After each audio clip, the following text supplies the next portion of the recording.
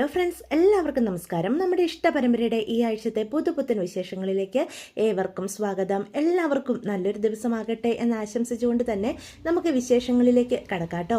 അങ്ങനെ നിവിനുമായിട്ടൊന്ന് സംസാരിക്കാനായിട്ട് നമ്മുടെ വിനീത് തീരുമാനിക്കുകയാണ്. കാവേരിയോടുള്ള സ്നേഹം ആത്മാർത്ഥമാണോ എന്നൊക്കെ അറിയണമല്ലോ. അപ്പം അതിനായിട്ട് നിവിൻ്റെ അടുത്തേക്ക് ചെല്ലുക. അവർ രണ്ടുപേരും കൂടി അതിനെപ്പറ്റി സംസാരിക്കുകയാണ്. അളിയ, ഇത്രയും കൂട്ടായിട്ട് നടന്നിട്ട് പോലും നിനക്ക് എന്നോടെങ്കിലും ഒരു വാക്ക് പറയായിരുന്നു. എൻ്റെ അനിയത്തോട് നിനക്ക് അത്രയ്ക്കൊരു സ്നേഹം ഉണ്ടായിരുന്നെങ്കിൽ ഞാനല്ലേടാ ആദ്യം അറിയണ്ടേ എന്ന് ചോദിക്കുക. അത് കേൾക്കുന്ന നിവിൻ പറയും, എടാ നിന്നോട് ഞാൻ ഒരിക്കൽ പറഞ്ഞതാ, നീ അത് മറന്നു പോയതാ, നീ എന്നോട് എന്നാ പറഞ്ഞത് എന്നപ്പം വിനീത് ചോദിക്കുകയാണ്. അന്ന് നിന്റെ കല്യാണം നടന്നതിൻ്റെ പാർട്ടി നമ്മൾ നടത്തിയില്ലേ, അന്ന് ഞാൻ നിന്നോട് ഇക്കാര്യം പറഞ്ഞതാ. നിനക്ക് കാവേരിയോട് അത്രയ്ക്ക് സ്നേഹമുണ്ടോ? അതെ, നിനക്ക് നിന്റെ ഗംഗയോടുള്ള സ്നേഹം പോലെയാ എനിക്ക് എൻ്റെ കാവേരിയോടുള്ള സ്നേഹം. അവളെ അല്ലാതെ ലൈഫ് പാർട്ട്ണറിൻ്റെ സ്ഥാനത്ത് മറ്റൊരാളെ എനിക്ക് സങ്കല്പിക്കാൻ പോലും പറ്റുന്നില്ല.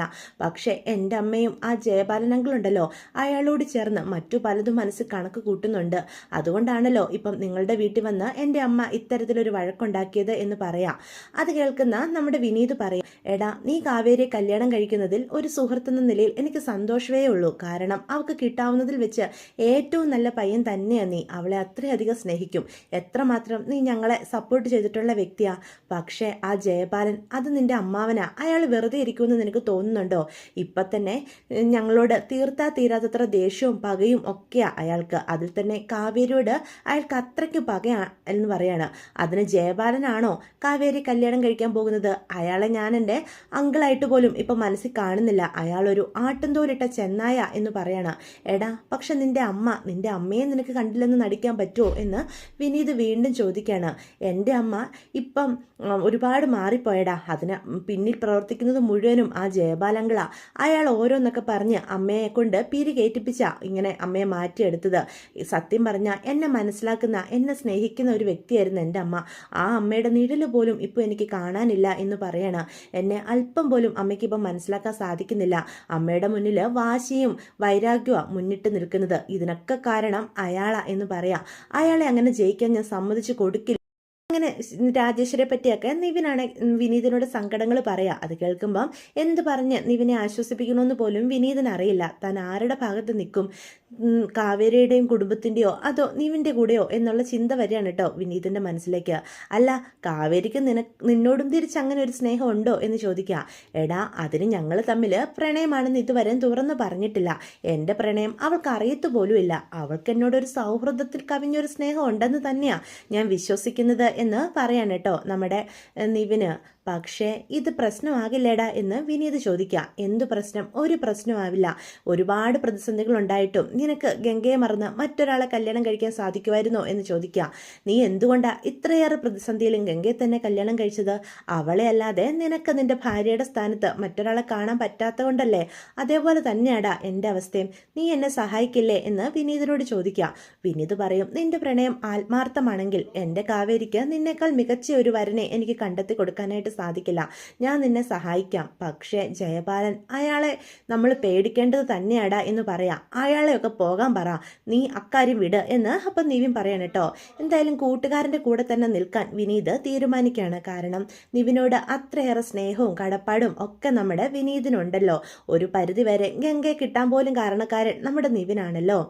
ഇതേ സമയം ശാരദയും നമ്മുടെ കാവേരിയോട് ഇങ്ങനെ ഒരു ബന്ധത്തെ പറ്റിയൊക്കെ സംസാരിക്കുന്നുണ്ടെങ്കിൽ പോലും കാവേരി വെറും സൗഹൃദം മാത്രമാണെന്ന് നമ്മുടെ ശാരദയെ പറഞ്ഞ് മനസ്സിലാക്കുന്നുണ്ട്. അതോടുകൂടി ശാരദയുടെ മനസ്സിലെ ആ കരട് പൂർണ്ണമായിട്ട് മാറുന്നുണ്ട് കേട്ടോ. നമ്മുടെ ശാരദ മക്കളുമൊത്ത് വളരെ സന്തോഷത്തോടു കൂടി തന്നെ സ്നേഹതീരത്ത് മുന്നോട്ട് പോകുന്നതൊക്കെ നമുക്ക് കാണാനായിട്ട് കഴിയും. ശാരദയുടെ മനസ്സിലെ പേടിയും വിഷമവും ഒക്കെ ഒരു പരിധി വരെ മാറാൻ ഗംഗയുടെ കല്യാണത്തോടു കൂടി കഴിഞ്ഞിട്ടുണ്ട്. അതുമാത്രമല്ല, ഒരു ആൺതുണയുണ്ട് ഇപ്പം തൻ്റെ കുടുംബത്തിന്. അതൊക്കെ ശാരദയുടെ മനസ്സിന് ഒരു സമാധാനം കൊടുക്കുന്ന ഘടകങ്ങളാണ് കേട്ടോ. അങ്ങനെ മഴക്കാലമൊക്കെ ആയതുകൊണ്ട് തന്നെ നമ്മുടെ നിളക്കുട്ടിയുടെ കുസൃതിയും മഴയത്തിറങ്ങിയുള്ള കളിയും, ശാരദയാണെങ്കിൽ നിലയുടെ പിന്നാലെ ചെന്ന് വഴക്ക് പറയുന്നതും, അമ്മയും മക്കളെല്ലാവരും കൂടി അവരുടെ സന്തോഷകരമായ സന്തോഷകരമായ നിമിഷങ്ങളൊക്കെ പങ്കിടുന്നതും ഒക്കെ നമുക്ക് കാണാനായിട്ട് സാധിക്കും. എങ്കിലും ജയപാലൻ പല തന്ത്രങ്ങളും അയാൾ മെനയുന്നുണ്ട്. ഇതൊന്നും അറിയാതെ സന്തോഷത്തോടു കൂടി സ്നേഹതീരത്തിലുള്ളവര് മുന്നോട്ട് പോയിക്കൊണ്ടിരിക്കുകയാണ് കേട്ടോ. അപ്പൊ തന്റെ പഴയ കാര്യങ്ങളൊക്കെ ശാരദ പറയുന്നുണ്ട്. താൻ പണ്ട് കവിതയൊക്കെ എഴുതുന്ന ആളായിരുന്നു എന്നും തന്റെ പല കവിതകളും അരവിന്ദേട്ടന് ഒരുപാട് ഇഷ്ടമായിരുന്നു എന്നൊക്കെ പറയും. അത് കേൾക്കുമ്പം നമ്മുടെ കുസൃതി കാവേരി ചോദിക്കും, അമ്മ കവിത എഴുതുകയോ? അതെന്നാടി നീ അങ്ങനെ ചോദിച്ചത്? ഞാനേ കവിതയൊക്കെ എഴുതുന്ന ആളാ, എനിക്കെന്താ ഒരു കവിത എഴുതിക്കൂടെ എന്ന് ചോദിക്കാം. പിന്നെ അമ്മയ്ക്ക് എഴുതാലോ, അമ്മ ഒന്നല്ല എത്ര വേണേലും കവിത എഴുതിക്കോ, എനിക്കതിൽ സന്തോഷമുള്ളൂ. അമ്മയുടെ ഇങ്ങനത്തെ ഒരു ടാലന്റ് ഞങ്ങൾ ആരും അറിയാതെ പോയത് മാത്രമേ എനിക്ക് വിഷമമുള്ളൂ. ദേ ഇപ്പം നല്ല മഴയൊക്കെ ഉണ്ട്, അമ്മയ്ക്ക് കവിത എഴുതാൻ പറ്റിയ കാലാവസ്ഥയാ എന്നൊക്കെ പറഞ്ഞ് നമ്മുടെ കാവേരി കളിയാക്കുന്നതൊക്കെ കാണാൻ കഴിയും കേട്ടോ. സമയം ഗംഗയുടെ വില വീണ്ടും മനസ്സിലാക്കി കൊടുക്കുന്ന പല നിമിഷങ്ങളും സുജാതയുടെ ജീവിതത്തിലും കടന്നു വരുന്നുണ്ട്. ഒരു മരുമകളായിട്ടല്ല മകളായിട്ട് നിന്നുകൊണ്ട് തന്നെ സുജാതയുടെ ആ പ്രശ്നങ്ങളെയൊക്കെ നേരിടാൻ ഗംഗ സഹായിക്കുന്നതും ഒക്കെ നമുക്ക് വരും എപ്പിസോഡിൽ കാണാൻ കഴിയും കേട്ടോ.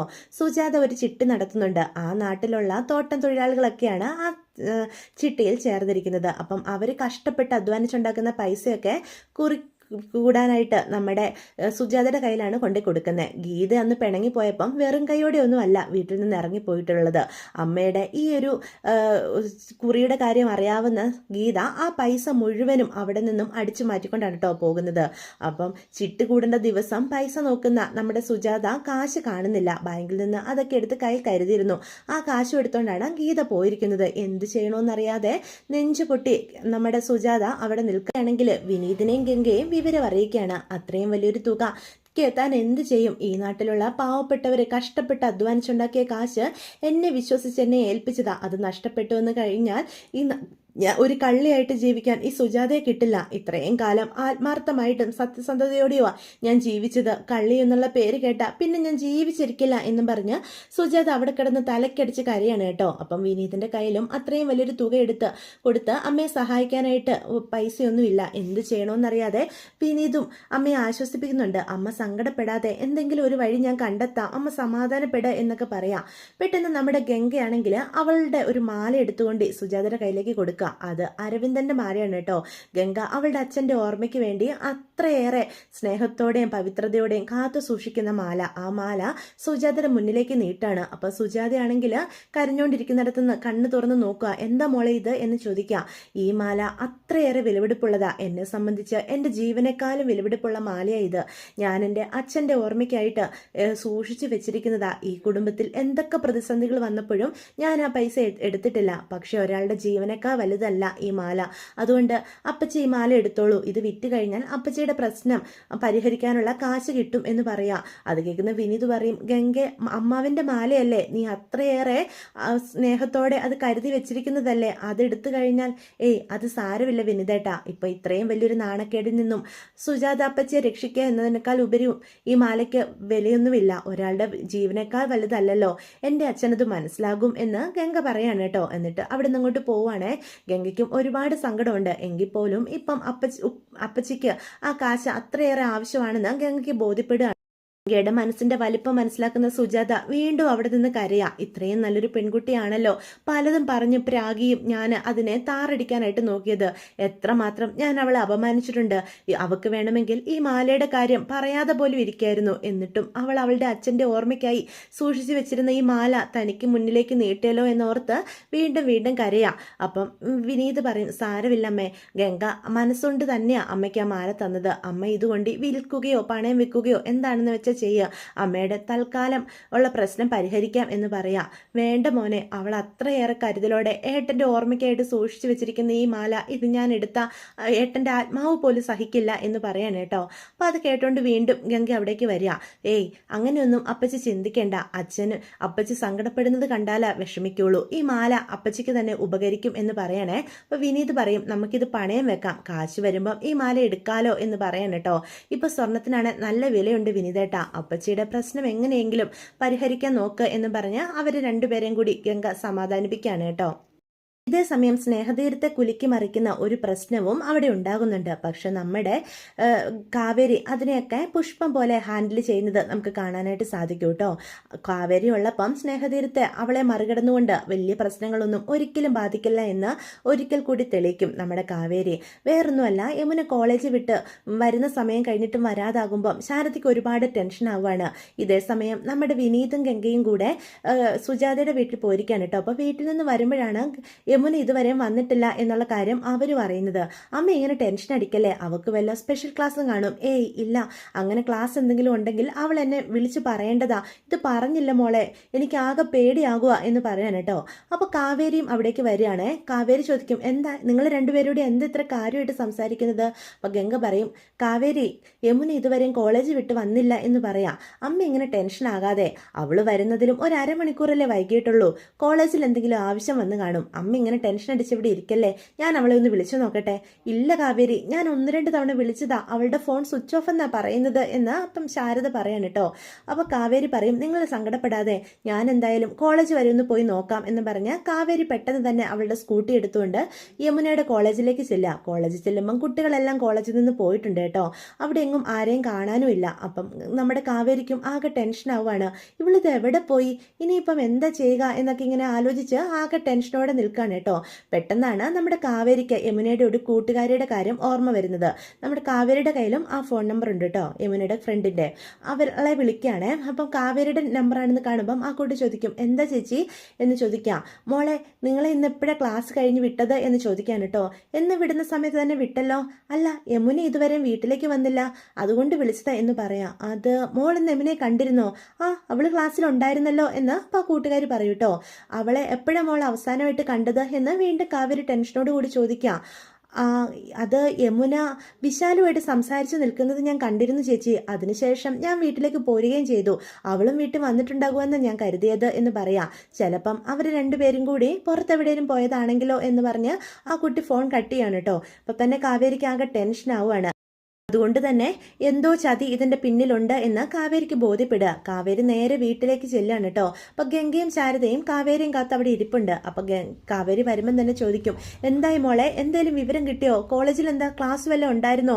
നീ യമുനയെ കണ്ടോ എന്ന് തുടങ്ങി ശാരദ 100 ചോദ്യങ്ങളുമായിട്ട് എത്തുക. അത് കുഴപ്പമൊന്നും ഇല്ലമ്മേ, പിന്നെ എന്താ അവള് വരാൻ വൈകുന്നത് എന്ന് ചോദിക്കാം. അത് പിന്നെ എനിക്കറിയില്ല, കോളേജിൽ നേരത്തെ ക്ലാസ് കഴിഞ്ഞു എന്നും കഴിയുന്നത് പോലെ എന്ന് തന്നെയാ പറഞ്ഞത്. അപ്പോൾ പിന്നെ എൻ്റെ മോൾ എവിടെ എന്ന് ശാരദ ചോദിക്കുക. ഏയ്, അവൾക്ക് കുഴപ്പമൊന്നും ഉണ്ടാവില്ല.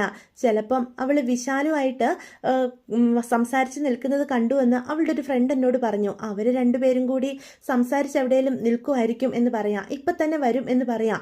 വിശാലുമായിട്ടോ എന്ന് ഗംഗ അപ്പം ചോദിക്കുകയാണ്.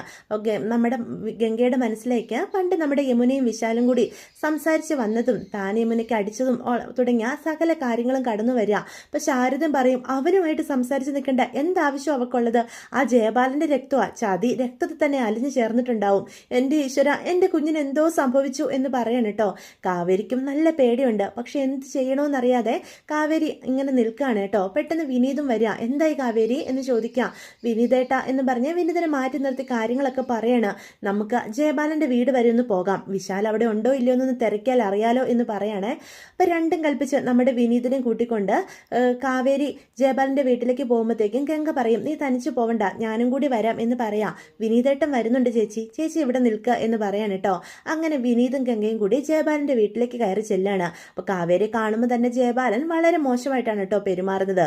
നിങ്ങളുടെ സൽക്കാരം സ്വീകരിക്കാനായിട്ട് വന്നതൊന്നുമല്ല ഞാനിവിടെ, എൻ്റെ അനിയത്തി എവിടെയെന്ന് എനിക്കറിയണം. ഓ, നിന്റെ അനിയത്തെ കാണാതായ ഇവിടെ വന്നാണോ അന്വേഷിക്കേണ്ടത് എന്ന് അപ്പം ജയപാലനും പ്രവീണയും കൂടി ചോദിക്കുകയാണ്. അവൾ ഏതെങ്കിലും ചെറുക്കൻ്റെ പിന്നാലെ പോയി കാണും. അല്ല, അതാണല്ലോ നിങ്ങളുടെ സ്വഭാവം എന്ന് പറയാണ്. നിന്നെ കണ്ടാണല്ലേ നിന്റെ അനിയത്തി പഠിക്കുന്നത് എന്ന് ചോദിക്കാം. ദേ, കൂടുതൽ അനാവശ്യം പറഞ്ഞു കഴിഞ്ഞാൽ ഈ കാവേരി ആരാണെന്ന് അറിയും. നിങ്ങളുടെ മകൻ വിശാൽ എവിടെയെന്നാണ് ഞാൻ ചോദിച്ചേ. അപ്പം പ്രവീണ പറയും, അവൻ ഇവിടെ ഇല്ല, അവനൊരു കൂട്ടുകാരൻ്റെ സഹോദരിയുടെ കല്യാണത്തിനായിട്ട് പോയിരിക്കുക എന്ന് പറയാം. അപ്പോഴത്തേക്കും വിനീത് പ്രശ്നം വഷളാകുന്നു എന്ന് കാണുമ്പം പെട്ടെന്ന് തന്നെ കാവേരിയും വിളിച്ചുകൊണ്ട് വരിക. വിനീതേട്ടന് തോന്നുന്നുണ്ടോ അവർ പറഞ്ഞതൊക്കെ സത്യമാണെന്ന്? വിശാല് തന്നെയാ എന്തോ ചെയ്തിരിക്കുന്നത്, ഇതിന് പിന്നിൽ അവൻ തന്നെയാ, ആ ജയബാലൻ, അയാൾക്കും അറിയാം എന്ന് പറയാണ്.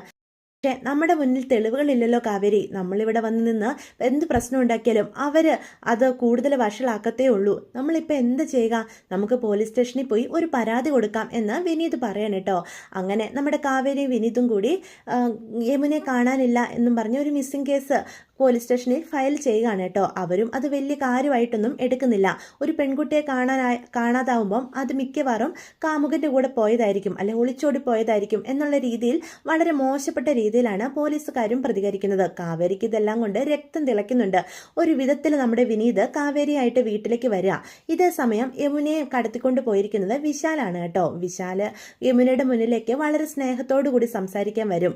അവളുടെ കുടുംബത്തെ സഹായിക്കാമെന്നും തൻ്റെ അച്ഛൻ്റെ ഇത്രയും വലിയ ദുഷ്ടത്തരമൊക്കെ തനിക്ക് നേരത്തെ അറിയില്ലായിരുന്നു എന്നും ജയബാലൻ മേടിച്ച അരവിന്ദിനെ പറ്റിച്ചുണ്ടാക്കിയ ആ തോട്ടത്തിൻ്റെ പല തെളിവുകളും തൻ്റെ കയ്യിലുണ്ട്, അത് യമുനയുടെ കയ്യിൽ കൊടുക്കാം എന്നൊക്കെ പറഞ്ഞുകൊണ്ടാണ് നമ്മുടെ വിശാല് യമുനയെ തട്ടിക്കൊണ്ട് പോകുന്നത്. പാവം യമുന വിശാലിനെ കണ്ണുമടിച്ചങ്ങ് വിശ്വസിക്കുകയാണ്. പക്ഷേ അവളെ കൊണ്ട് ഒരു ആൾതാമസമില്ലാത്ത ഒരു വീട്ടിലേക്കാണ് കേട്ടോ കൊണ്ടുപോകുന്നത്. അവിടെ ചെല്ലുമ്പോൾ തന്നെ ഏകദേശം മനസ്സിലാവുകയാണ് താൻ പറ്റിക്കപ്പെട്ടിരിക്കുകയാണെന്ന്. നീ എന്താടി കരുതിയത്? എൻ്റെ അച്ഛനെ പറ്റിച്ച് നീയൊക്കെ കൂടി സന്തോഷത്തോടെ ജീവിക്കാണെന്നോ?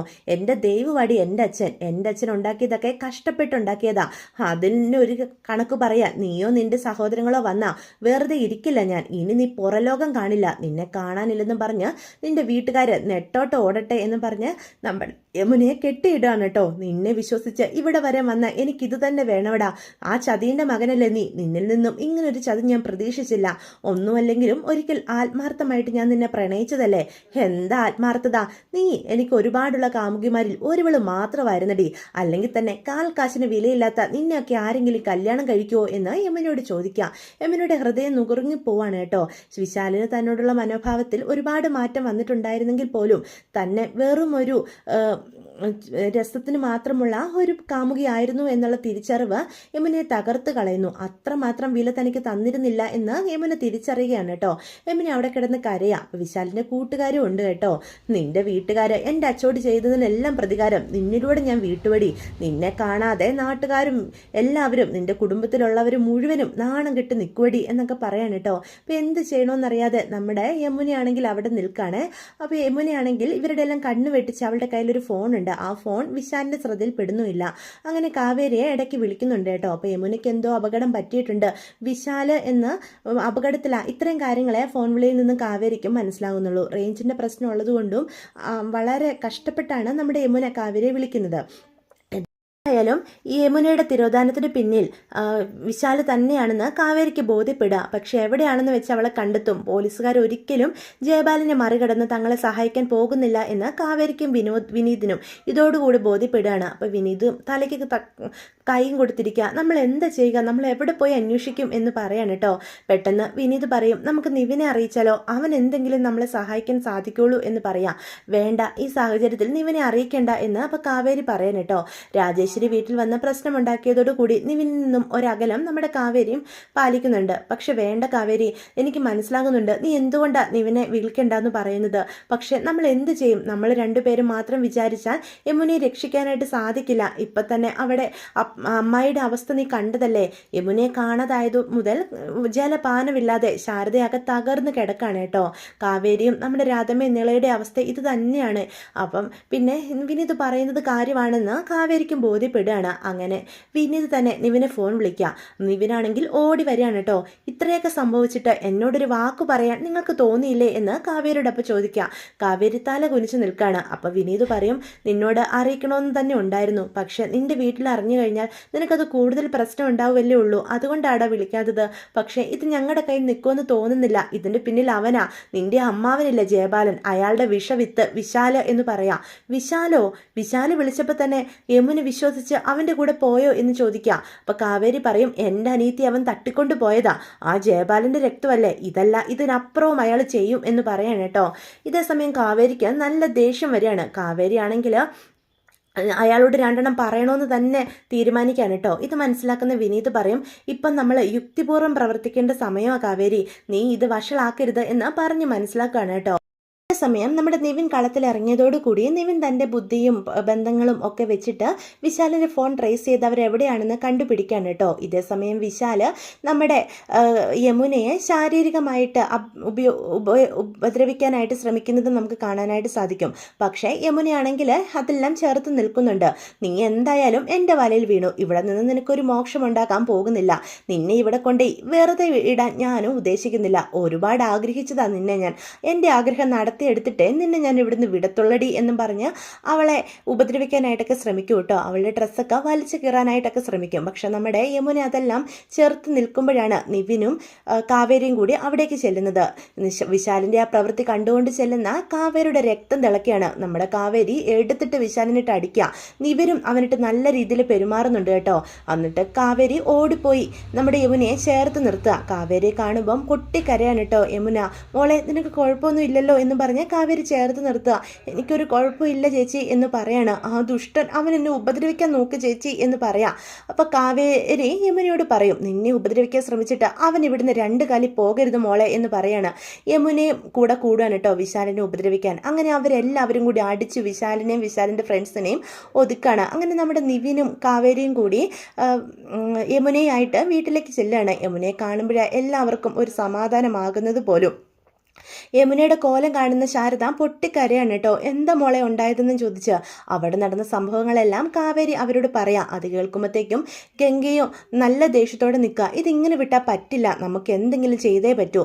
അയാൾ കുടുംബത്തോടു കൂടി നമ്മുടെ കുടുംബത്തെ തകർക്കാനായിട്ട് ഇറങ്ങി തിരിച്ചിരിക്കുന്നത് എന്ന് മനസ്സിലാകുക. അപ്പോൾ കാവേരി പറയും, നമുക്ക് അവനെതിരെ ഒരു കേസ് കൊടുക്കണം ചേച്ചി, നമ്മൾ ഓരോ തവണയും ക്ഷമിച്ചു വിടുന്നതാ നമുക്ക് പറ്റിയ തെറ്റ് എന്ന് പറയാണ്. അപ്പോൾ ശാരദ പെട്ടെന്ന് പറയും, കേസൊന്നും വേണ്ട, ഒരു ഇവളൊരു പെൺകുട്ടിയാ, അല്ലെങ്കിൽ തന്നെ ഇപ്പം എന്ത് പ്രശ്നം ഉണ്ടായാലും അതെല്ലാം നമ്മുടെ തലയിലെ കുറ്റമായിട്ട് ആൾക്കാർ കാണുള്ളൂ. ഇപ്പോൾ പോലും യമുനയെ എല്ലാവരും ഒരു മോശക്കാരിയായിട്ട് കാണും, അതുകൊണ്ട് കേസൊന്നും വേണ്ട എന്ന് കാവേരി പറഞ്ഞ് മനസ്സിലാക്കാനായിട്ട് ശാരദ ശ്രമിക്കുകയാണ് കേട്ടോ. അപ്പോൾ ഗംഗയും പറയും, ഇത് കേസാക്കാത്തത് തന്നെയാണ് മോളെ നല്ലത്, നമ്മളിത് കേസ് കൊടുത്തു കഴിഞ്ഞാൽ ഇവൾക്ക് ഇങ്ങനെ ഒരു പ്രശ്നം ഉണ്ടായെന്ന് ഈ നാട്ടുകാർ മുഴുവനും അറിയും എന്നും കരുതി നമ്മൾ ഓരോ തവണയും ഇവരുടെ മുന്നിൽ തോറ്റു കൊടുക്കണോ ചേച്ചി? ഇപ്പോഴും ആ ജയബാലനും അയാളുടെ മകനും തല ഉയർത്തി പിടിച്ചു നിൽക്കുക, ഇവരുടെയൊക്കെ തനി സ്വഭാവം എല്ലാവരും അറിയണ്ടേ എന്ന് ചോദിക്കുകയാണ്. പക്ഷെ യമുന അവൾക്കിപ്പോൾ ഉണ്ടായ ഈ ദുരന്തത്തിൽ നിന്ന് അവൾ ആദ്യം ഒന്ന് കയറട്ടെ, അതിനുശേഷം നമുക്ക് എന്താണെന്ന് വെച്ചാൽ തീരുമാനിക്കാം എന്ന് പറയണം കേട്ടോ. ഇതേ സമയം ഇത്തവണയും തങ്ങളുടെ കുടുംബത്തെ രക്ഷിക്കാൻ നിവിൻ മാത്രമാണ് ഉണ്ടായതെന്ന് ശാരദയ്ക്കും ബോധ്യപ്പെടുകയാണ്.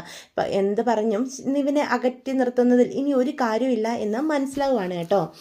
ാണ് തങ്ങളെ സഹായിച്ചതെന്നും അവൻ്റെ സഹായം ഉണ്ടായതുകൊണ്ടാണ് യമുനെ ഇപ്പോൾ കണ്ടെത്താൻ കഴിഞ്ഞതെന്നും ഒക്കെ പിന്നീടും പറയുന്നുണ്ട്. അത് കേൾക്കുമ്പം ശാരദയും ഗംഗയും കൂടി നിവിനോട് ഒരുപാട് നന്ദിയൊക്കെ പറയുന്നതും നമുക്ക് കാണാൻ കഴിയും. പക്ഷെ ജയബാലനെയും മകനെയും അങ്ങനെ വെറുതെ വിടാൻ നമ്മുടെ കാവേരി ഉദ്ദേശിച്ചിട്ടില്ല. അയാളുടെ വീട്ടിൽ പോയി തന്നെ വിശാലിനിട്ട് വീണ്ടും നമ്മുടെ കാവേരി അടിക്കുന്നതും ഒക്കെ നമുക്ക് വരും എപ്പിസോഡുകളിൽ കാണാനായിട്ട് സാധിക്കും കേട്ടോ. അപ്പോൾ ഇതൊക്കെയാണ് ഈ ആഴ്ചത്തെ വിശേഷങ്ങൾ. വീഡിയോ ഇഷ്ടപ്പെട്ടുവെങ്കിൽ ചാനൽ സബ്സ്ക്രൈബ് ചെയ്യാൻ മറക്കരുത്, ലൈക്ക് ചെയ്യാനും മറക്കരുത്, നിങ്ങളുടെ അഭിപ്രായങ്ങൾ കമൻസ് വഴി എന്നെ അറിയിക്കാനും മറക്കരുത്. അപ്പോൾ എല്ലാവർക്കും ഗുഡ് ബൈ.